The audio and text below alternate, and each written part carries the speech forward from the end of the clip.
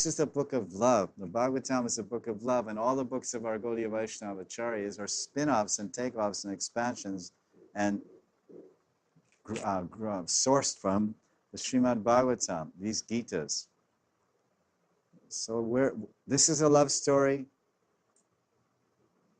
with all the elements of a love story, and we're in a love story also. And we talk about sadhana, bhakti, and tattva, and verses from Gita. But okay, let's move away all the clouds and get down. What we say, the goal is Krishna prema. That means love, and everyone has some idea about love, the feeling, the sensation, the joy, the excitement of purva rag and falling in love. So that's all there here.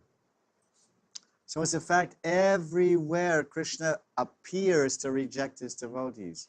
And 5,000 years ago, and 500 years ago, and 2 years ago, and right now. He rejects his devotees. He plays hard to get.